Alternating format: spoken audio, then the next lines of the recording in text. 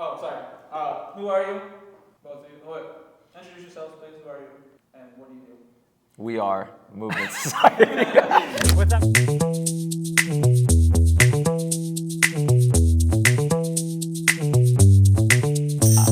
What's up, guys? I'm Coach Steven. And I'm Coach Carl. And we're the owners of Movement Society.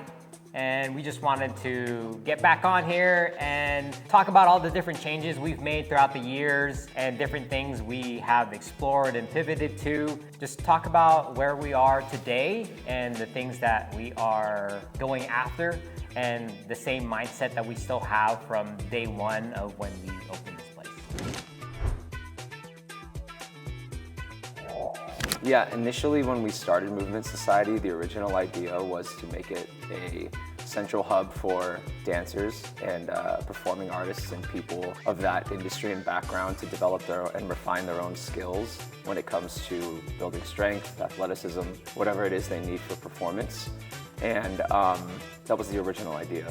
Yeah, so what we found with that is being located in the Arts District, we could still serve the creatives and the artists that are around here and actually kind of dive deeper into the community as being a location here in the Arts District. And what we've done is pivoted a little bit more into group fitness and strength training because we want to bring in that one-on-one training that we are used to and where we came from. But we want to bring it to a setting that everybody can get into, right? Because one-on-one, you're kind of limited to that hour with that coach, but then now when we have our different classes and our different programs, everybody can come in at different times and really fit it into their schedule and make it work for themselves. You know, the idea here is it doesn't always have to be, you could still get all the accountability and the results you want in a small group setting like we do here at Movement Society, and it doesn't have to be that one-on-one setting. So we've kind of gone and opened up the doors so everybody can come in and still get the same results that everyone's looking for. What makes us different is the fact that I think we take our time to go really deep into our programming. I think that our coaches here have a lot of experience with the levels that go into really quality coaching. And I think also too, a lot of our coaches care very deeply about the outcomes of everybody that walks through these doors. And yeah, I think ultimately that leads to paying attention to details that a lot of other coaches and people you might come across don't pay attention to. Things like small aspects of form, technique, but also different aspects in the ratios of proper programming and percentages that a lot of details that other coaches and organizations might not spend as much time paying attention to. And I think because of all those things, it ultimately leads to a much greater experience. We really work on building a cohesive program here at Movement Society, and that stems from Coach Jermaine building out that program and then all the coaches buying into what we're doing on a week-to-week basis, but also on a monthly basis, right? If you wanted to know what we're doing next week, we'll give you that progression. And what's great here is it's not randomized exercises every single day, is you actually learn and progress throughout the time you're here.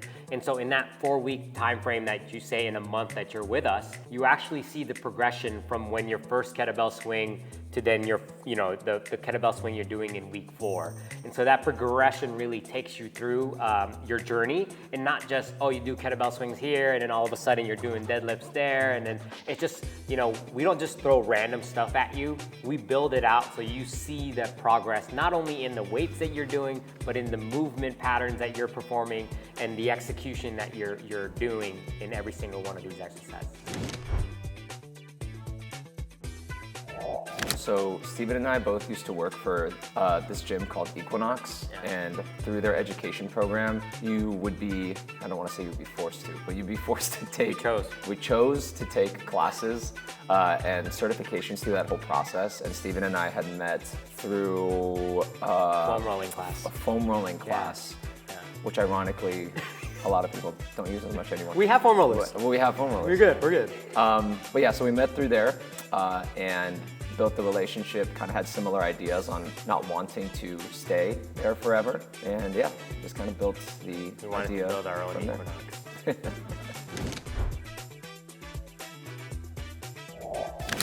Steven, for sure. No, actually. Actually, I think cumulatively. I think you got me now. No, Steven can Yeah. deadlift more than me. Steven, No. you can press more than me. No, You can press more than me. I could probably press. can bench I could more than probably me. still bench a good amount, but But I can run faster, jump higher. yeah, Just kidding. yeah. But definitely, I could do our taxes better. Yeah, you could- I could do do our taxes better. spreadsheets better. I can answer our emails faster. He can be in the army better. Yeah.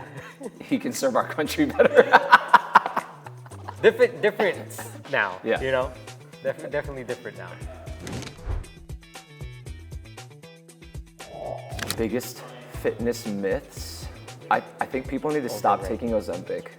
Like, I don't even know if that's a fitness related myth. Ooh, But I I like think- that. Let's talk about I think that. that we don't have enough long-term. Let's talk about that. we don't- Okay. We don't have enough long-term research to know if what these side effects are going to be like. There's still a lot of research that could be done on the GLP-1s that are coming out, now GLP-2s, and eventually GLP-3 that's gonna come out. But the thing is it is another aid in whatever lifestyle you're trying to get after. And I understand like the obesity rate in the United States is just exploded, and now there feels like there's this magical drug out there that could just get you that point.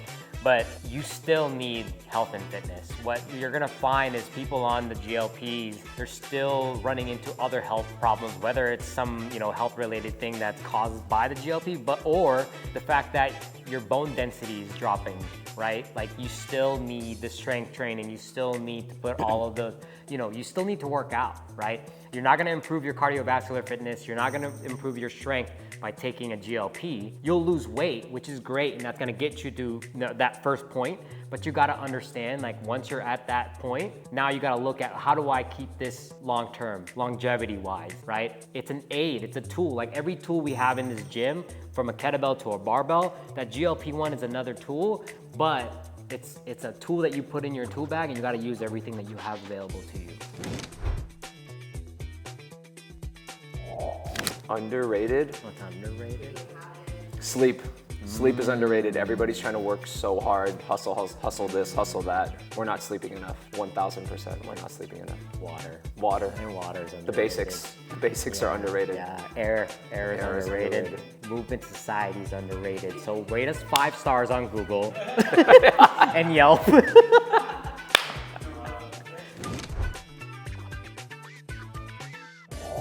I want every member to feel at home. I think there's so many gyms out there that feels a little like culty, right? We don't want to be a culty gym. We want to be open to everybody, and we want to accept everybody. Whether you're coming from being a beginner and never have done fitness to then being somebody who is very fit and wants to challenge themselves with different things, we want to open these doors for you to come in and be able to do that. Right? A lot of people are just looking for that third place to feel at home, and fitness is one of those vulnerable places, and we want to create a space where you can be vulnerable and you can fail, but also at the same time you can achieve, and that's what we want here. I think that anything that falls under that category, like High Rocks, Tough Mudders, all these other things in the past, like the Soul Cycles, Pilates classes, CrossFit things, I think each thing has its own slight downfall in terms of its ideal approach to fitness, but also that in itself is subjective. But I think as long as it's promoting movement, it's promoting health, wellness, it helps you fix your sleep schedule, it helps you eat a little more properly to be able to fuel yourself for whatever it is you're gonna do. I think if that's the perspective that is gonna be taken with that, then that's an overall win. Yeah, I agree. I think, anything that helps somebody get out and start moving is a benefit. And High Rocks is one of those examples. You're seeing a lot of people get into it and they're getting to move, whether, they're starting to run for the first time, they're jumping on a skier, they're doing lunges. I think anything like that helps this world out and just becoming more fit. And also, we're gonna be High Rocks affiliates, so come by July 17th for our free High Rocks Sim. Come by, check it out, see how it goes. It's gonna be led by Coach Jermaine, 3-time High Rocks competitor, completed. High Rocks athlete. High Rocks athlete. High Rocks athlete. High Rocks athlete. Right, exactly. Hybrid athlete. Well, so if you say High Rocks athlete, so that's High Rocks rock star. I think it's hybrid rock. Hybrid rock star. Hybrid rock Dang, star. that's crazy. Hybrid. Yeah. Yeah, Movement Society in 5 years, honestly, I think just continuing to cultivate an awesome culture around coaching, providing community, and also providing education to the people that don't really know the ins and outs of strength and conditioning, or they don't have the time to be able to invest into themselves like this. So it's always been about, I mean, it sounds a little cheesy, but it is really about helping the people that don't know, for better or for worse, what to do in a gym facility, and also to help people overcome their fears, because it is a very vulnerable place to be and position to put yourself in if you don't know what you're doing. And so sometimes that anxiety can really prevent people from just going or doing, and that essentially is what training is. We're happy what we're doing, and I think we're continuing to get people out and experience strength training. I think strength training needs to still and become a forefront in people's minds, because as a society, I think we're just becoming a little bit weaker, and we need to be able to just help people understand that a little bit of lifting weights is going to go a long way in your life. And so we want to continue to build our community here, continue to pivot and change with the times as we have, and bring you guys, if you see something cool and you want to try out something like that, we're happy to try those things. We're very open. We have nobody to speak to but ourselves. So I think there's been plenty of experiences and seeing people's results come out that you remember, like, what we're doing here matters. And we didn't just build a gym just to have a cool place to go and do our own workouts, film our own stuff, or just be able to like hang out with our friends. We actually built a place for people to achieve something in their lives. And so, I've seen people break habits, create new habits, but also like learn more about themselves every day, and seeing that it's possible, whether it's losing those first 10 pounds or actually finding that they're stronger than they think they are. So those things every day keep us fueled and keep these lights on. To be honest, I think it's a combination of a lot of different things all in one. I think the first thing that sticks out to me is the day that we kind of had our grand opening event, where there was like initially our own separate communities kind of coming together and kind of celebrating the fact that we had this space open, number one, which was kind of a massive obstacle, and just having that support was really nice. That in combination with the multiple seminars that we've held here with a lot of really awesome strength conditioning coaches, physical therapists, and other practitioners who are really well respected in the industry have come here to be able to do awesome things. And the third thing is just seeing some of our clients get emotional about overcoming their own journeys and goals and things that they wanted to accomplish, whether that be losing 10 to 15 pounds or winning on world stages at this national battle of this or that. And I think it's just a culmination of all those things. Kind of reminds me that it's a pretty sweet space.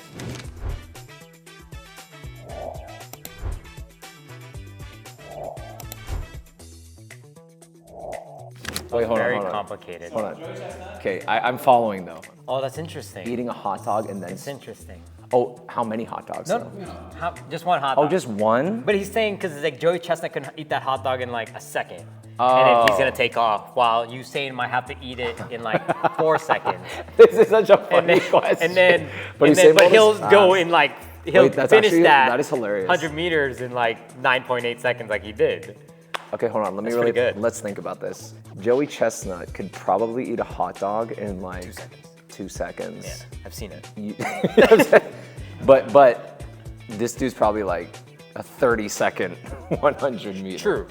Usain Bolt now would then have to eat that hot dog in 20 seconds. No, that's long. That's what I'm saying. So I think Usain Bolt might win. Yeah, he'd probably win. I think Usain Bolt would win. He'll probably I think his competitiveness would blobber just like, that glizzy in and like he'd be 5 like dying. seconds. He'd be choking and dying as he would do It'll his still be in 9 his throat second. while Yeah, he's right. going. Yeah, exactly. Great question. Great question. Great question. All right, that's it. Thank you. We haven't been on camera in a very long time. It's been a very long time. A very long time. Shout out. Check us out on at Movement Society. I'm gonna collaborate with Call Flores so we can get some more likes and views on this, Hajime! if he allows me. You have to talk to my manager. Oh, I'm just kidding. I'm just kidding. Yeah, Cassie. Cassie's my manager.